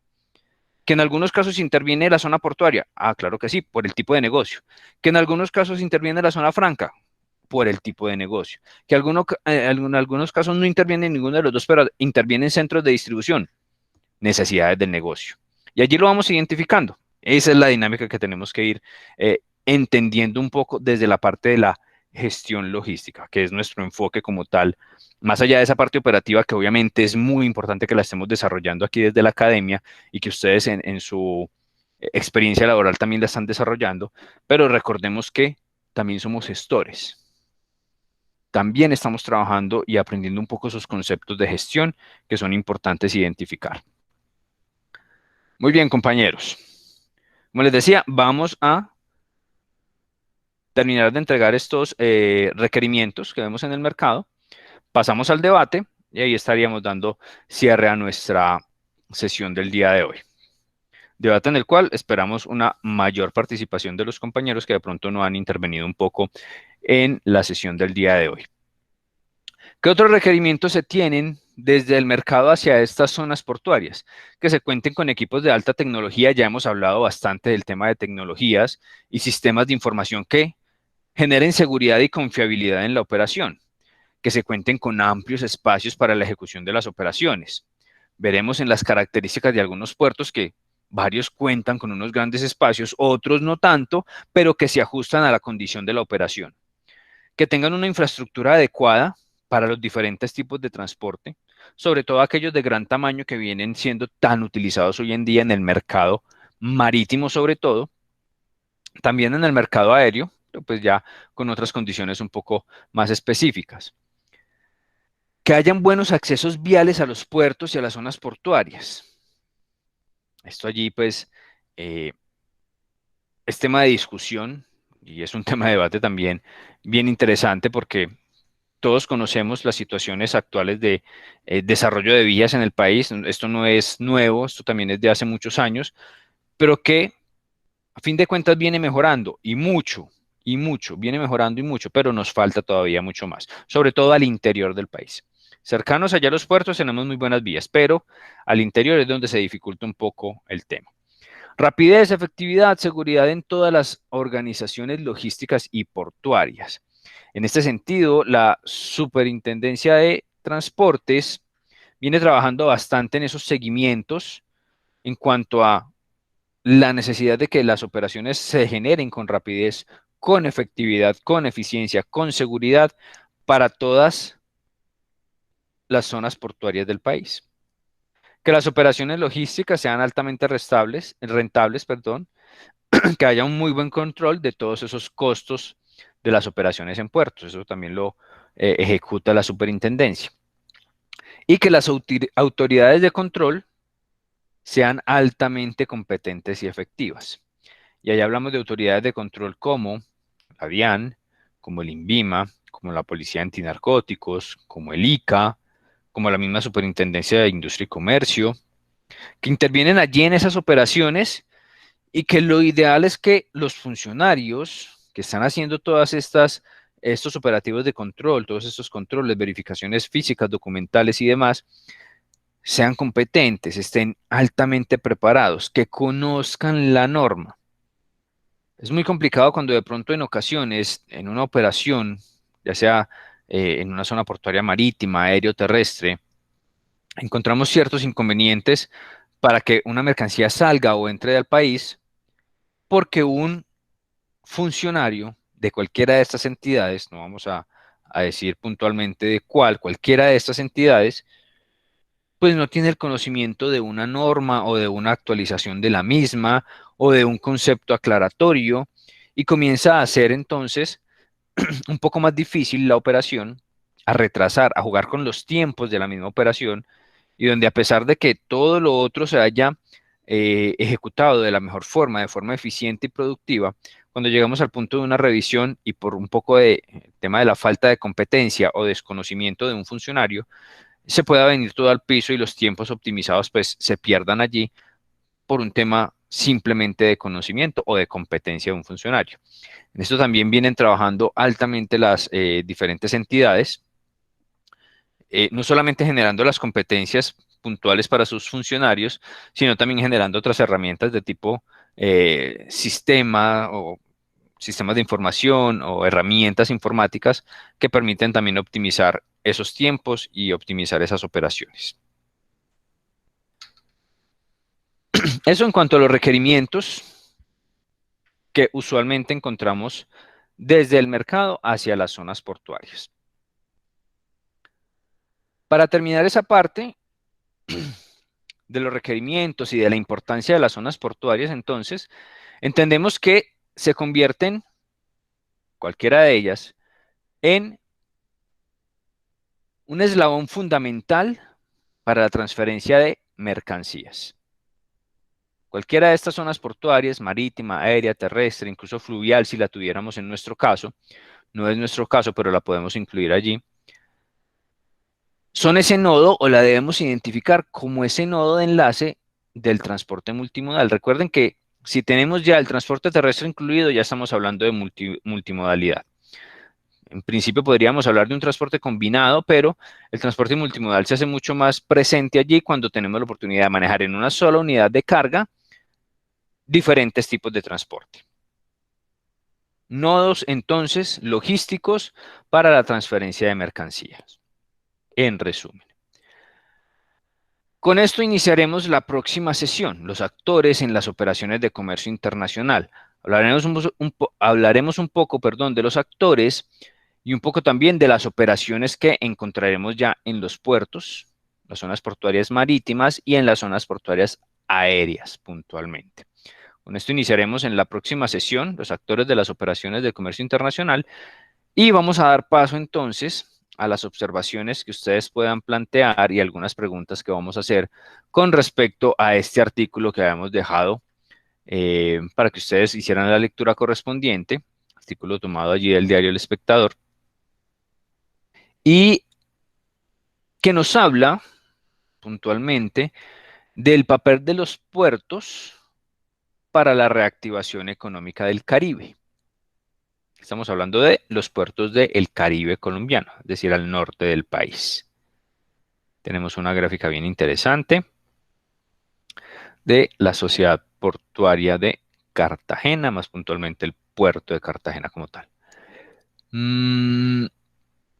Y voy con ustedes. Tenemos aquí casi unos 20 minutos para hacer este debate. Primero, ¿qué observaciones tendríamos allí? ¿Quién quiere participar allí en cuanto a observaciones con respecto a la información que nos entrega el artículo? Vamos a ir levantando las manos y yo les voy dando la palabra a compañeros.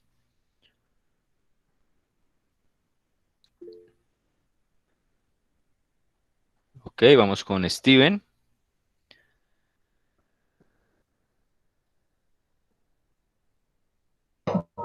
Profe, no, pues principalmente es como,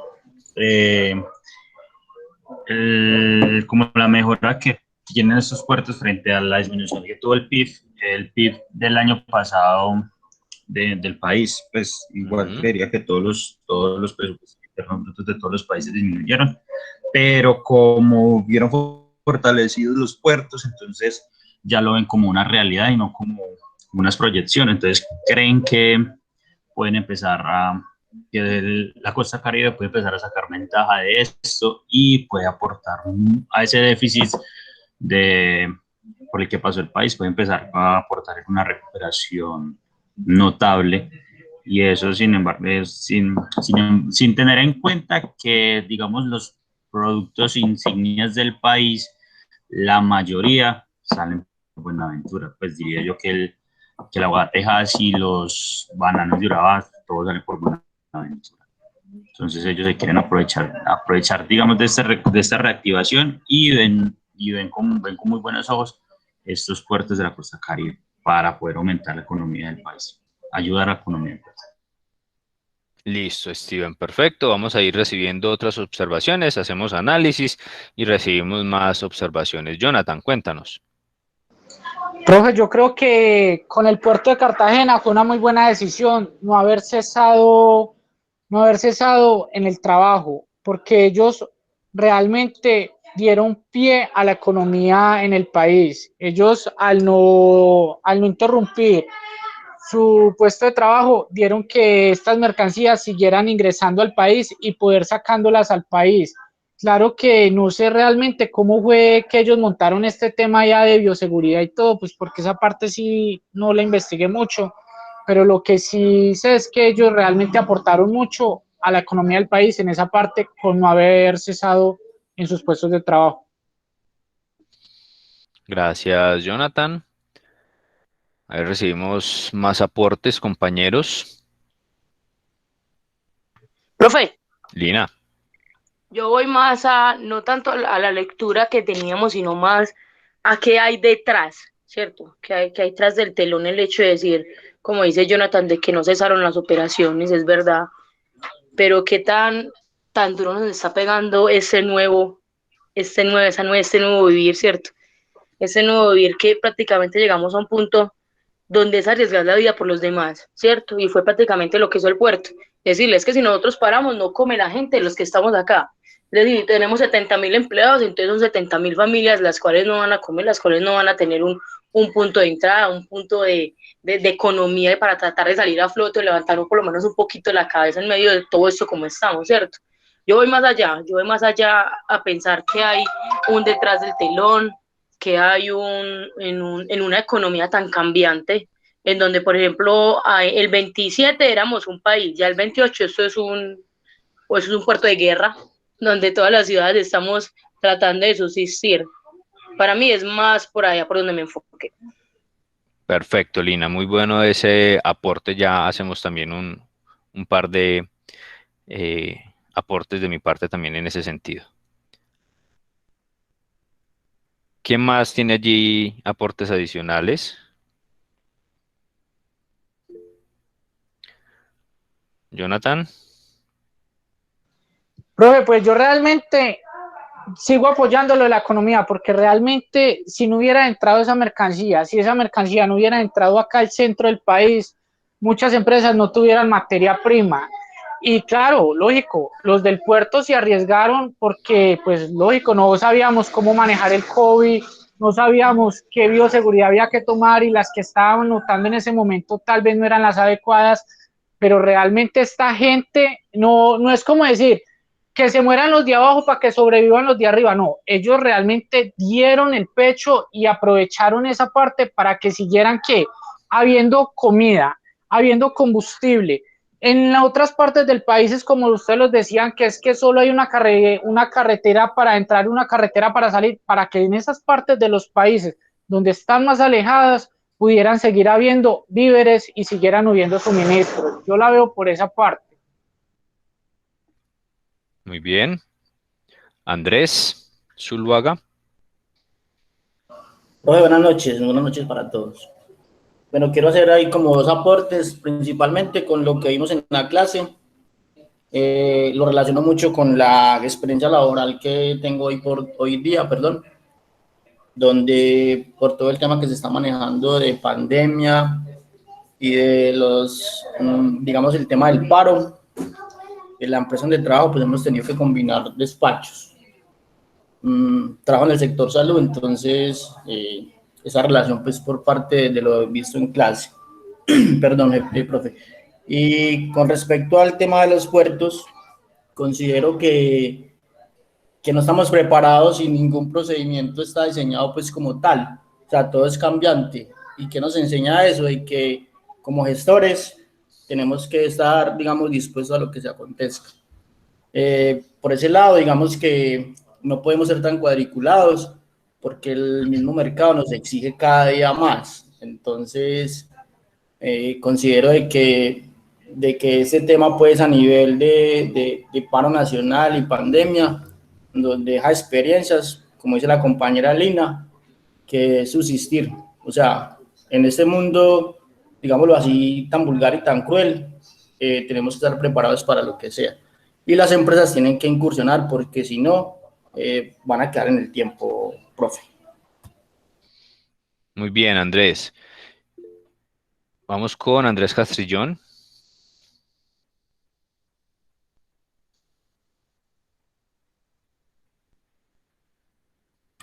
Profe, ¿me escucha? Sí, perfecto.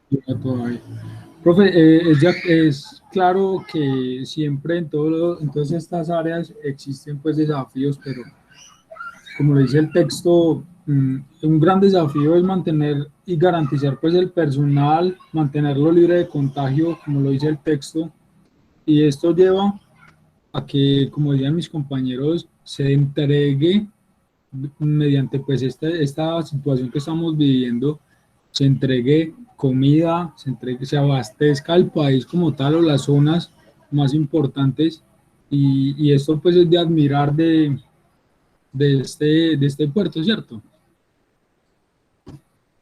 Es correcto, Andrés. Miren, muchachos, que tenemos unos muy buenos aportes que ustedes mismos plantean y en análisis de pronto un poco al artículo y en análisis también al contexto como tal de nuestro país, el contexto actual. Hoy en día, y como nos decía Andrés Zuluaga hace un momento, la necesidad de aplicar el principio de flexibilidad, por ejemplo, principio de flexibilidad en la logística, se ha vuelto tan relevante que también, como lo decía Lina, hoy estamos en unas condiciones, mañana no sabemos qué va a pasar. Necesitamos entonces que nosotros como gestores, así como lo decía Andrés, y luego hacia las organizaciones y que las organizaciones también lo identifiquen, tengamos el panorama completamente abierto a esa flexibilidad. ¿A qué es lo que está demandando el mercado? ¿Qué es lo que está exigiendo el consumidor, que finalmente es el que genera los posibles cambios o lleva a las organizaciones a generar las posibles innovaciones para ir cambiando en este entorno y para irnos ajustando y para no quedar por fuera del mercado? Aquellas empresas rígidas que poco aportan en su flexibilidad, muy seguramente se van a ir quedando atrás. Y aquellas que se van ajustando y que van abriendo sus procesos, sin dejar de ser obviamente óptimos, eficientes, seguros, confiables, pero que los abren a las condiciones del mercado, a las condiciones de los consumidores, pues van a ir un paso más adelante. Ahora, como ustedes también lo decían, la dinamización de la economía. Muy importante lo que pasó en los puertos, no solamente en los puertos del Caribe, como nos dice el texto, también en los demás puertos, en los puertos del Pacífico y en los otros puertos no tan grandes como los del grupo el puerto de Cartagena. Todos esos puertos no pararon su operación y siguieron dinamizando la economía. Todos aportaron, en cierta medida, al mantenimiento de la economía. Obviamente, pues se tuvieron que ligar a un tema normativo inicialmente, donde a través de decretos y demás se estableció que esas operaciones no podían parar, porque si paraban, pues obviamente se afectaba a la economía nacional. Pero luego entonces identifican cuáles son las condiciones para continuar, que no solamente es seguir trabajando, sino bajo qué condiciones, bajo qué parámetros, bajo qué estrategias como tal, como de pronto lo decía Lina también, más allá de lo que es ese cuidado y ese mantenimiento de la operación. Ojo, es que de esto depende mucha gente, y no solamente de forma directa, sino también de forma indirecta. Y de ahí en adelante, cómo se comienza a desprender todo el panorama económico de una región, en primera instancia la región Caribe, que es lo que nos plantea el texto, y luego las diferentes regiones del país, y luego todo el país, toda la economía del país, y luego también la afectación de la economía mundial, porque es que son nodos de transferencia internacional de mercancía. Entonces, no solamente lo que está pasando en la economía nacional, también es lo que está pasando hacia afuera. Permítanme, ya vamos con tu aporte, John Andrés. Permítanme, leemos aquí a Joana, que nos había hecho un aporte en el chat, donde dice que el mercado y las situaciones sociales son cambiantes y nos exigen ser más estrategas en cada situación y adaptarnos de manera asertiva. Adaptación y ser muy estratégicos. Es muy importante lo que nos aporta allí Joana.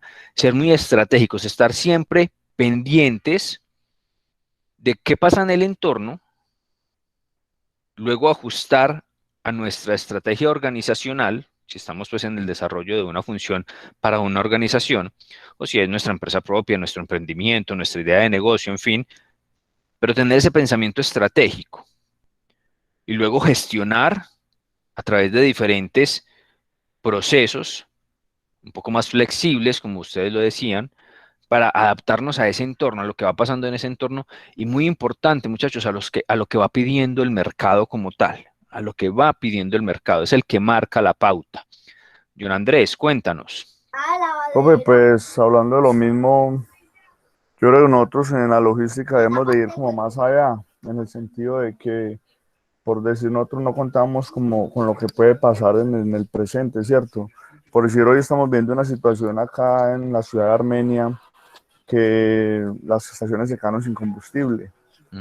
Entonces, de pronto, si el jefe o el administrador de la estación hubiera predecido eso con anterioridad, creo que no nos hubiéramos quedado agotados de combustible, sino que hubiera hecho un pedido un día jueves o un viernes antes. Pero resulta que lo pidió el sábado y estuvo mal pedido el pedido. ¿Por qué razón? Porque las vías las cerraron, los conductores se sintieron amenazados porque no les dicen que les van a quemar los carros, entonces hubo como una mala comunicación entre la planta y de pronto el administrador. Entonces, por eso uno en la logística, pienso yo que siempre uno debe ir más allá para de pronto tratar de que todo siempre fluya lo que mejor uno pueda o hasta donde uno más de. Muy bien, John Andrés. Liguemos ese concepto que tú nos das de en la logística ir un poco más allá, liguémoslo con el concepto del enfoque sistémico, que es pensar en ese todo. Sí, es muy difícil, obviamente, prever este tipo de situaciones. No es, digamos que, el objetivo de nuestra gestión. Es que yo estoy ya preconcebido y estoy diciendo que en 2 meses vamos a tener otro paro, entonces ya nos vamos a preparar para eso. No, eso difícilmente lo vamos a predecir.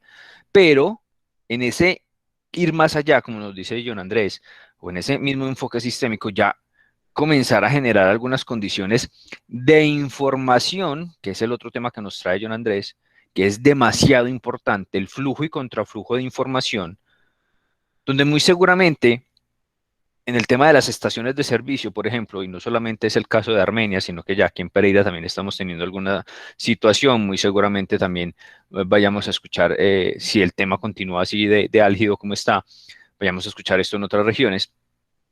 De pronto un poco en el Valle ya lo estamos escuchando también, puntualmente en Cali, por ahí he visto algunas noticias en ese sentido, pero es la información, listo.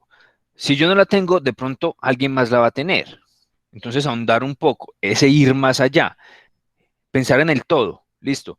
Muy seguramente entonces ya el paro estaba anunciado. El paro estaba anunciado, a 1 o 2 días, pero estaba anunciado. Actúo, ejecuto, planeo. Listo, un paro. Generalmente, ¿qué pasa cuando hay paros? Pasa desabastecimiento, problemas de transportes y demás. ¿Qué tengo que hacer para ejecutar o para disminuir al máximo posible las posibles desviaciones que esa situación me genera? Eso lo da obviamente la experiencia y demás y el tema del manejo de la información. Si no manejamos bien la información dentro de nuestra gestión, difícilmente vamos a tomar decisiones un poco más acertadas. Lina, cuéntanos.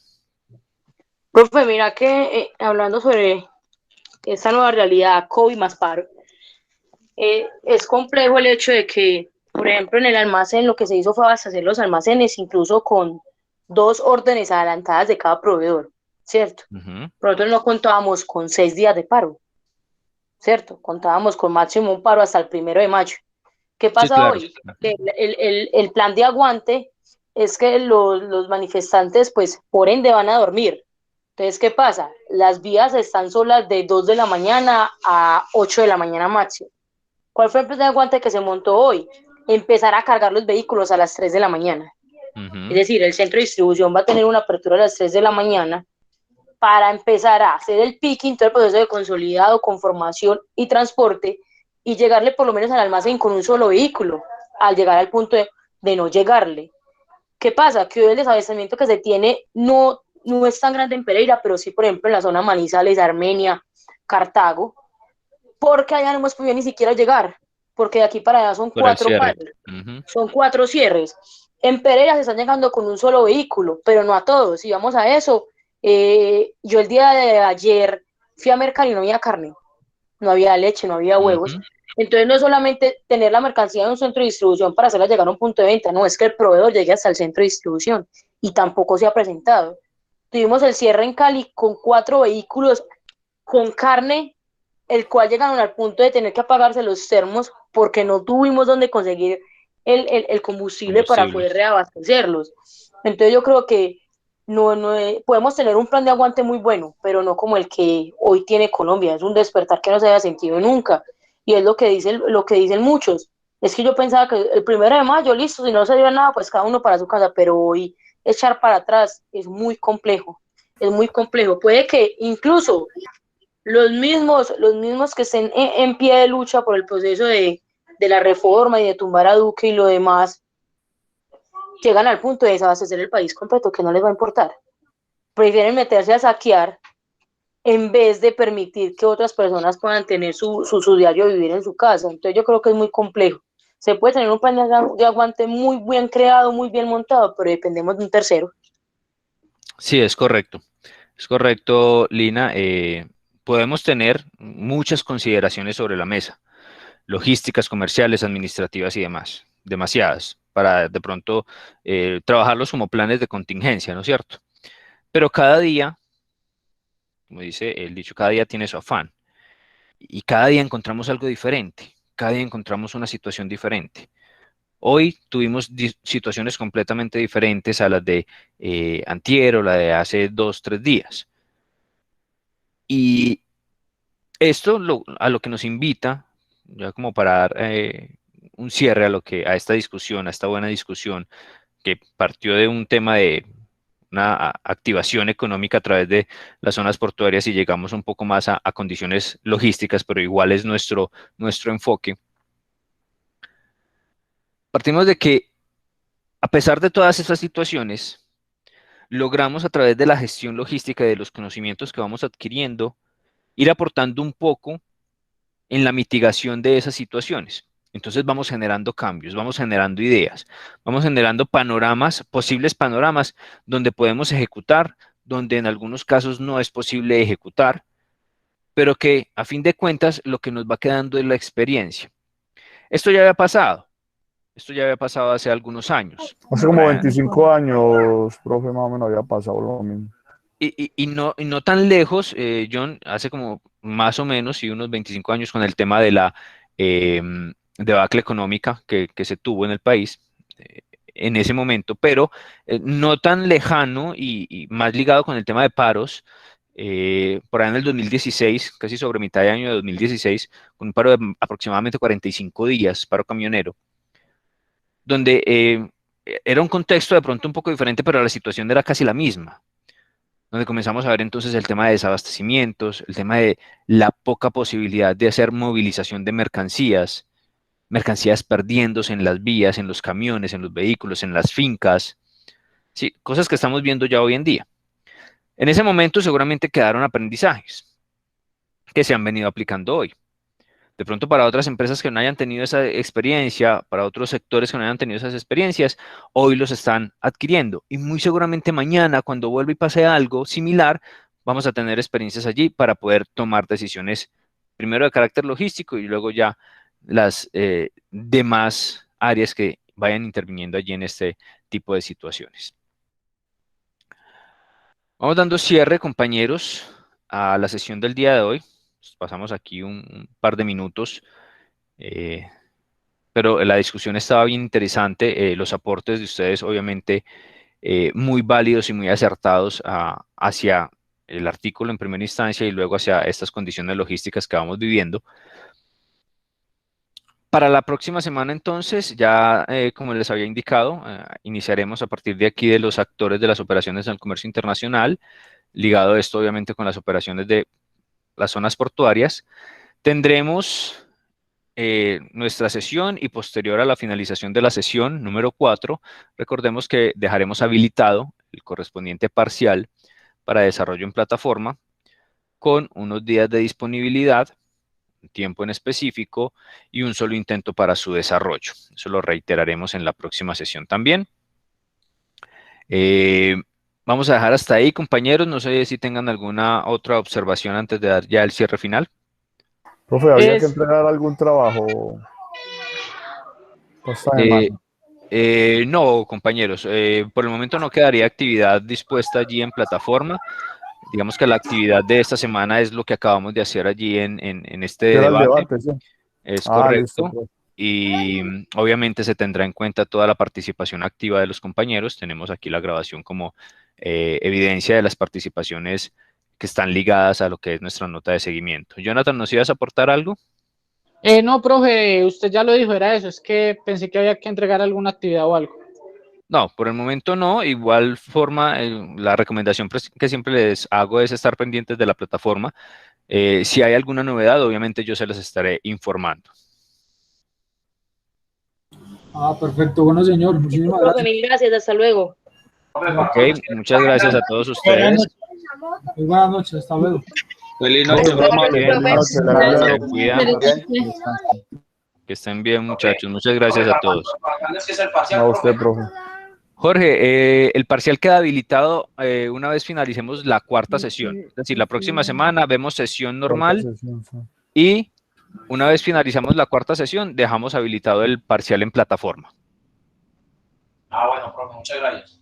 Listo, con gusto. Que estén muy bien, que descansen. Gracias, profe. Hasta luego. Hasta luego, profe. luego. Muchas gracias.